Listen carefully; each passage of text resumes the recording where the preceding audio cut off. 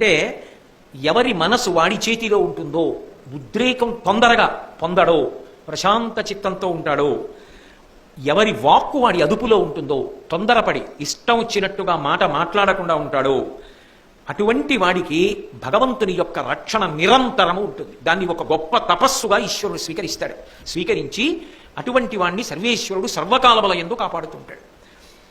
నిష్కారణంగా, కారణం లేకుండా, క్రౌర్యంతో, ద్వేషంతో, కుట్రతో, పగతో ఇంకొకరిని నింద చేస్తే, అలా చేయడం వల్ల ఏమవుతుందంటే, ఎవరిని నిష్కారణంగా నింద చేస్తామో అటువంటి వారు పూర్వం చేసిన పాపములు ఏ ఉంటాయో ఆ పాపములను నింద చేసిన వారికి ఇస్తారు.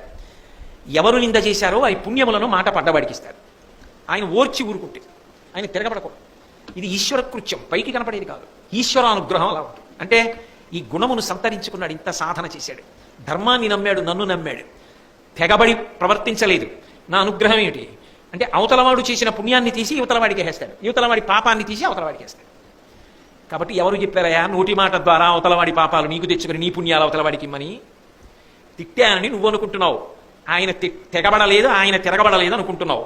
తిరగబడక నీ పుణ్యాలు ఎత్తుకుపోయాడు, తిరగబడక ఆయన పాపాలు నీకు ఇచ్చాడు.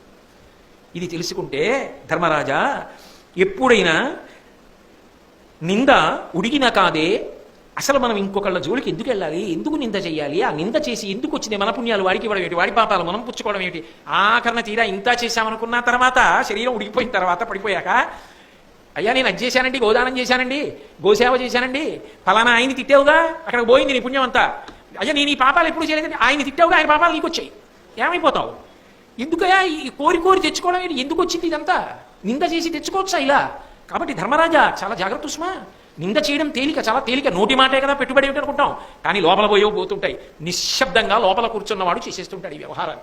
విపరీతమైనటువంటి కోపస్వభావం ఎవరికి ఉంటుందో అటువంటి వాడు చేసినటువంటి వ్రతాలు, అటువంటి వాడు చేసిన జపం, అటువంటి వాడు చేసిన పూజ, అటువంటి వాడు పెట్టిన శ్రాద్ధములు, అటువంటి వాడు చేసిన తపస్సు, అటువంటి వాడు చేసిన దానం, అటువంటి వాడు చేసినటువంటి ఏదో భోజనాదులు పెట్టినటువంటి ప్రక్రియ లేదా యజ్ఞయాగాదులు చేసినటువంటి ఫలితం యమధర్మరాజు గారు తీసేస్తాడు.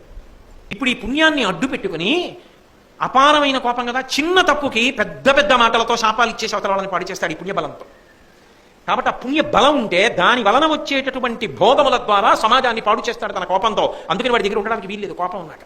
కోపం అన్నది అత్యంత ప్రమాదం, అందుకని వాడి దగ్గర ఆ ఫలితం లేకుండా చేసేస్తాడు యముడు. అది తెలుసుకున్న నాడు చెయ్యడం ఎంత ముఖ్యమో వాటిని రక్షించుకోవడం అంత ముఖ్యం.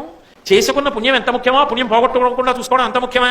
అయినప్పుడు ఇతరులను నింద చేయమని ఎవడు చెప్పాడు, కోపం పెట్టుకోమని ఎవడు చెప్పాడు? ఈ రెండు జాగ్రత్తగా పరిశీలించుకోకపోతే ఉంటాయా? పెనం మీద నీటి బొట్టు ఆవిరైపోతాయి.